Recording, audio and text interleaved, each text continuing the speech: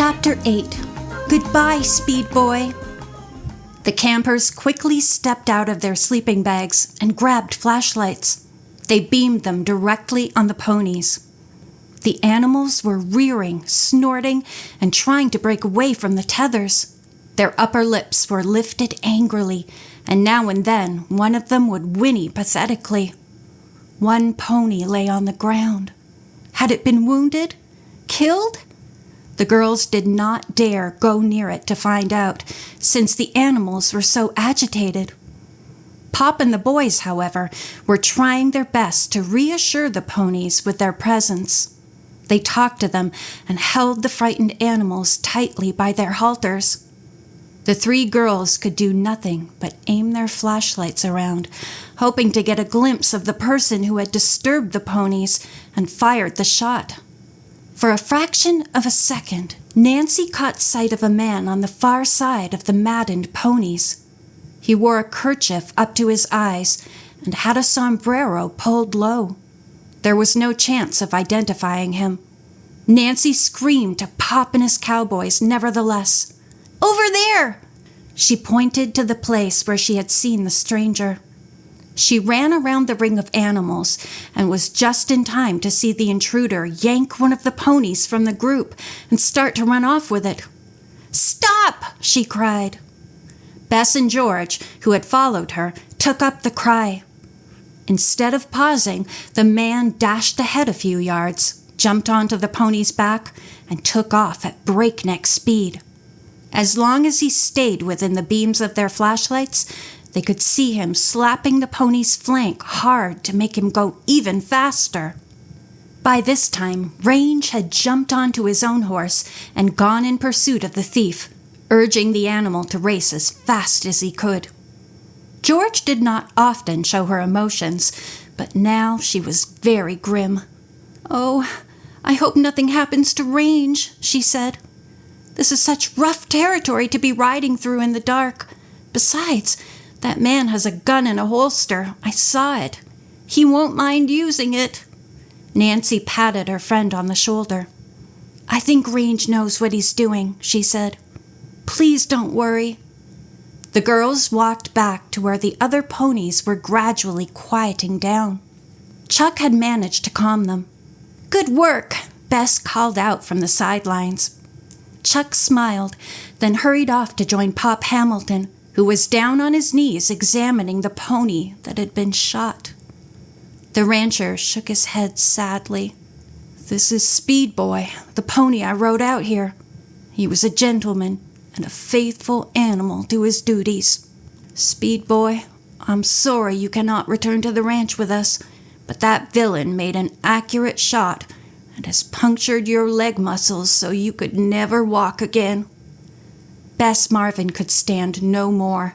She turned and walked off, but Nancy and George waited to hear the full eulogy. "If there is a horse heaven," Pop went on, "you will be a fine addition to it. Goodbye, Speed Boy. Goodbye." Nancy, George, and Chuck said together, "Goodbye, Speed Boy." The three of them closed their eyes as the rancher used one shot to put the suffering pony out of his misery. Then the girls started to walk back to their camp, tears stinging their cheeks.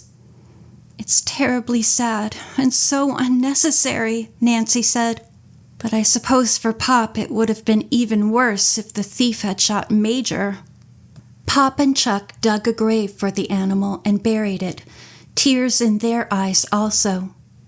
One of the live ponies whinnied.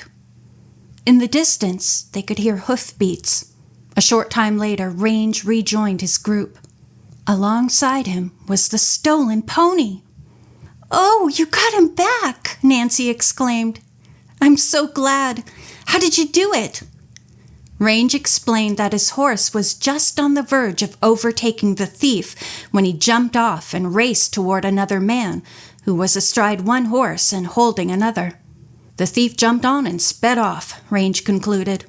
"I thought the best thing to do was to bring our pony back here." "Thanks so much," George said to him. The animal was the one she had been riding. "You really had us worried when you took off in the dark alone." The cowboy grinned. "I'm used to night riding," he said. "There's nothing more exhilarating than being astride a horse in the moonlight." He might have said more in a jocular vein, but just then Pop and Chuck walked up. Suddenly it occurred to Range that the girls' faces were tear-stained. Pop and Chuck looked somber, and none of them responded to his lightheartedness. "What happened?" he asked. When he heard about Speed Boy, Range too became sad. "He was a fine pony. This will be a big loss to the Hamilton Ranch. I'm sorry, Pop."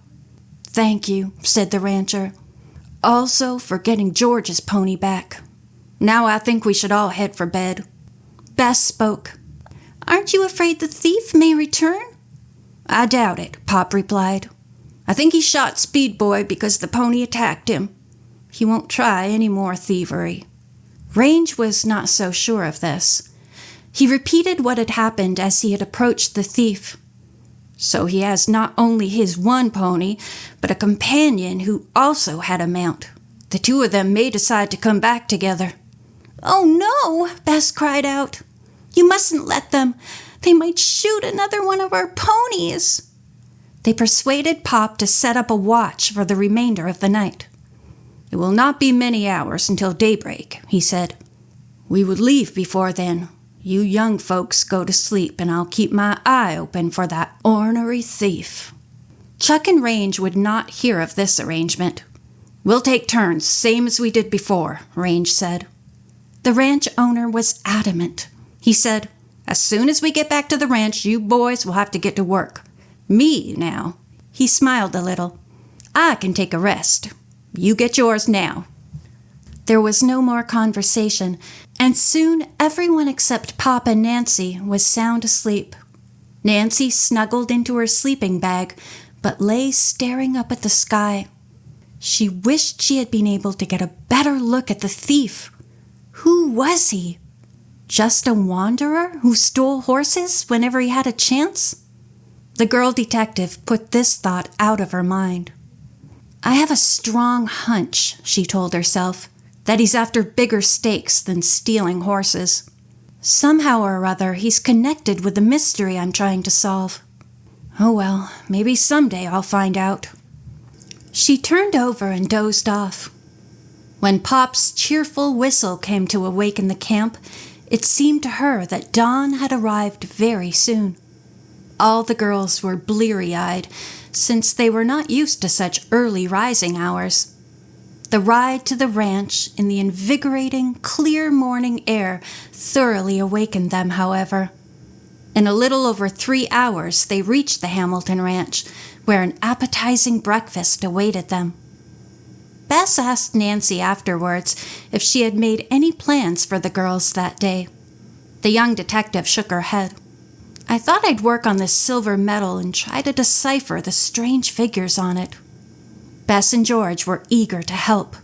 All 3 girls copied the symbols on pieces of paper and then tried to figure out their meaning.